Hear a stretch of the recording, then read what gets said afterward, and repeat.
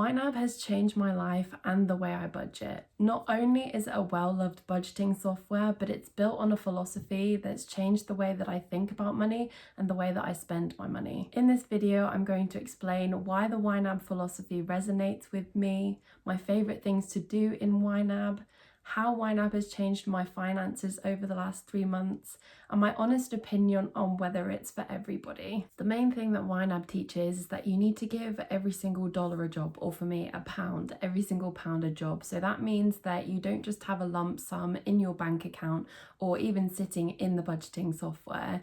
You have named what each part of that is for. So that includes anything from bills to your date money, to your savings, making sure that each part actually has a name and you know what it's going towards. For me, this helps because, especially with saving money, if I just think, right, I'm putting this amount of money away each month, it doesn't motivate me and there is no actual sum of money in mind, so it just feels a little bit pointless. But now I've got different savings funds, and that is for my month ahead fund, that is for car repairs, for holidays, and I know exactly how much I want to put in each month. Another big part of YNAB is to plan for non-monthly expenses. So this could be emergencies, which I guess you could say things that you could plan for, like a car repair or losing your job. But then also it's for things like my water bill is only every 6 months, so I have to save a little bit for that each month, or the oil that we need to heat the house is an expense that I don't know when it's going to happen, but I know that it is. So it's creating categories for that and funding them every month so that when you actually do have to pay for it, you're prepared. The next part, they kind of say as rolling with the punches. And this means that as expenses come through, you are first, before you choose to make an expense, finding the money. So if you don't have enough money in that category, it's pulling money from other places and knowing what you're going to trade by buying it. For example, this month I decided to buy a microphone for my filming a month earlier than I had previously planned. That meant that I had to put that money into the category from other places, and I weighed up, okay, do I want to spend the money on the microphone or do I want more money to go on my solo dates? And I did choose to buy the microphone, but I made that decision consciously. So I know that it's my money, I know where it is, I know where it's going, and I can move it whenever I want. Adding on to this, you only ever budget with the money that you have. So I'm not looking at my budget and thinking, right, let's plan for July, as it's June right now, and think about where I'm going to put all of my money. I haven't even been paid that paycheck yet. So the point is you wait until those paychecks come in and then you move the money out.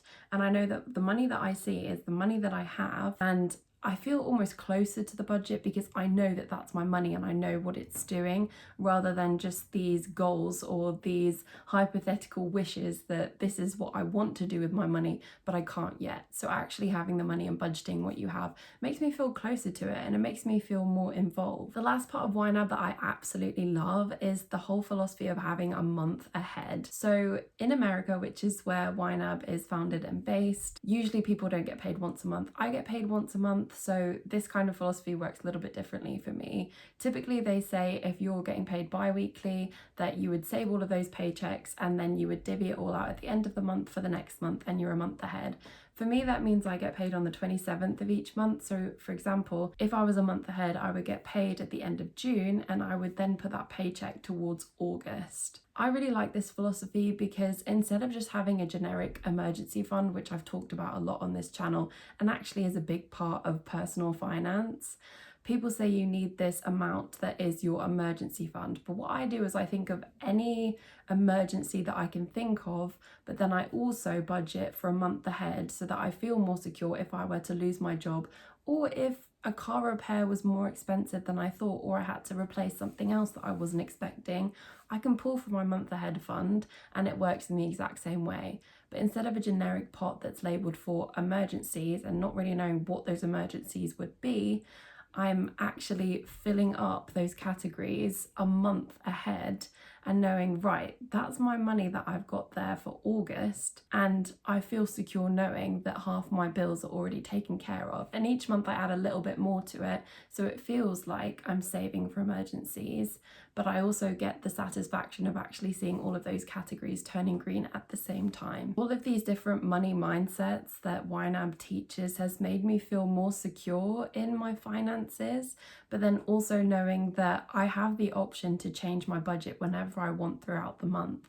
And it makes me feel like I actually get to make those decisions consciously, and I feel happier whenever I spend my money, even if it's on something that you might deem frivolous or guilt-free spending. Moving on to my favourite things about YNAB, month ahead is my favourite thing to do. I always separate that money first from my paycheck and budget into the following month, so that, for example, at the end of June, I will take a little bit of my June paycheck and budget that into August and see all of that go green and know, okay, before I've even spent any money in July, I already know that this amount of money in August is taken care of and I won't be touching it, hopefully. The second thing that I love about YNAB is the idea of a wish farm, and this is a category group that you make in YNAB, and you choose little goals that you'd like to save for, wishes, things that you want to buy but you just need to plan a little bit more from.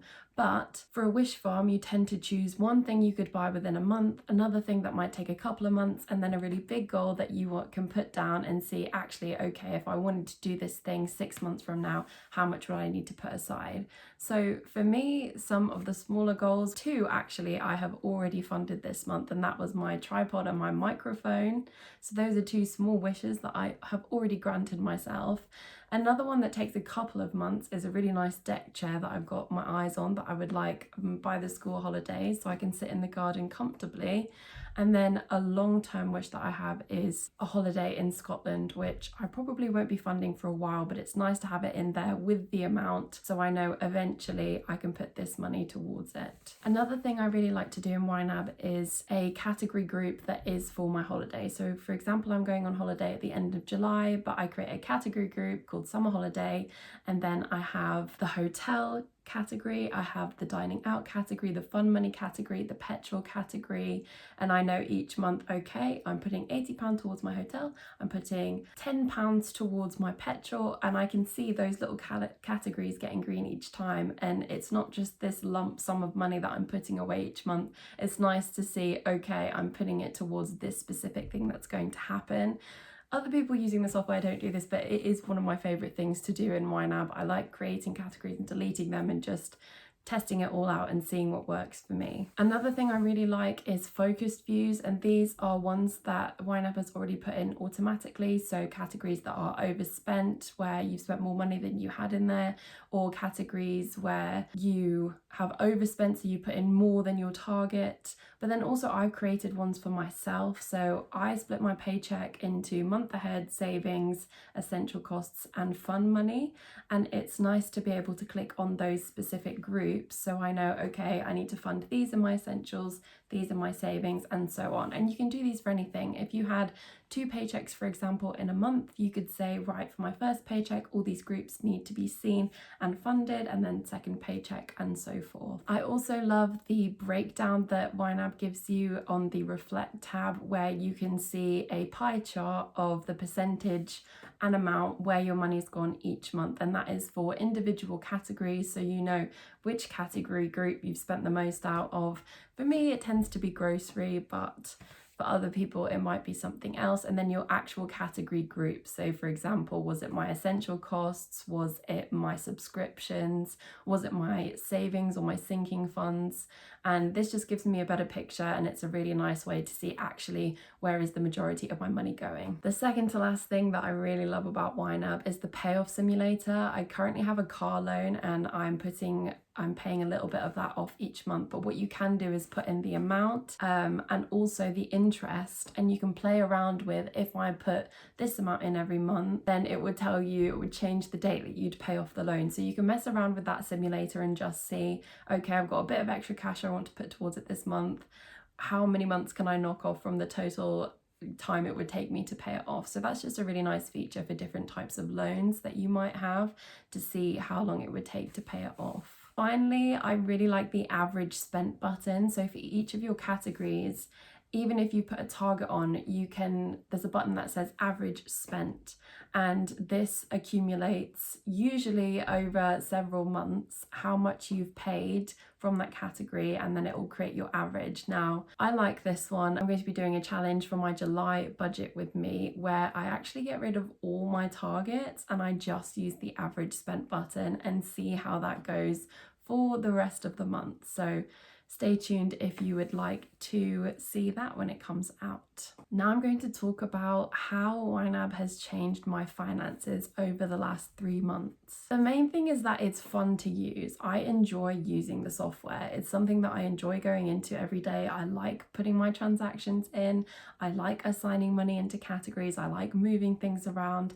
It's just fun to use and I actually am excited to go into it, which I think is the main thing. I feel more secure for emergencies. As I've said before, I have different groups for different savings goals, whether they are for emergencies or for something I'm saving for. I feel secure knowing that if something were to happen, I have money in there and I'm funding it. Not only that, but I also feel that alongside saving every month, I'm also having fun. I'm actually funding things that make me happy. I have my fun category group and I actively put money into that, and it feels nice being able to go out for dinner or go and do some clothes shopping and knowing that I have the money for it. The last part is that I can see my dream life reflected in my plan and in my budget. I can see what's important to me, and that's going to change for everybody, but I make sure to have categories like dates, social events, or guilt-free spending where I actually put money into it, and I feel like eventually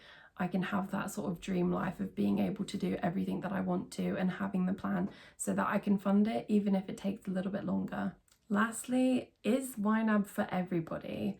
Now, there's no escaping the price point. For me, it was £80, but that is because of the exchange rate. I think in America, it is $109 a year. You can pay monthly, but it is significantly more. I think that the price point is worth it because I genuinely enjoy using the software. If you are really comfortable using a spreadsheet and you just kind of have this moral belief that you shouldn't be paying money to manage your money, then YNAB might not be for you because there is no escaping the price point, but I do think it's always worth giving it a go. I think before I touch on the free trial that you can have, the biggest thing that brought me into YNAB was actually the YNAB community, and that is people who post budgeting videos using the software. That's how I found out about it initially. There are a couple of people that brought me to YNAB, which I will link in the description. Not only did the Budget With Me videos kind of bring me in, but there's also the Budget Nerds podcast, which is talking about the philosophy, but also just talking about money, and it really resonated with me and the things that they talk about, and it's just a bit of fun. So that kind of made me feel like I was a part of something and I could talk to people who felt the same way about it. There's also Reddit threads. People in the YNAB community are really kind and we all tend to have the same mindsets around money, and it's just really nice to talk about it and kind of share our experiences using the software. My belief is that everybody can benefit, whether you've got variable income, whether you've got loads of money or you're on a low income like me. I do believe that everybody can benefit from it because of the philosophy, but I do think it's worth trying it for yourself. Now, I have a link in the description and you can try YNAB for 34 days. The reason why it's 34 days is that they want you to be able to see that monthly rollover, and you can kind of use all of the different parts of it before actually signing up. So you get 34 days free where you don't have to put in any credit card information. So if you get to the 34th day and you think it's not for me, no harm, it's not going to start charging you. But also if you use the link, then if you go through the 34 days and you do sign up, then you will get an extra free month and I will also get an extra free month. So it's just a way of trying it and potentially having 2 free months of YNAB before you get charged anything. If you're still not sure, you can watch these 2 videos, which will give you a little bit more information and you can see me actually going through the software and using it myself.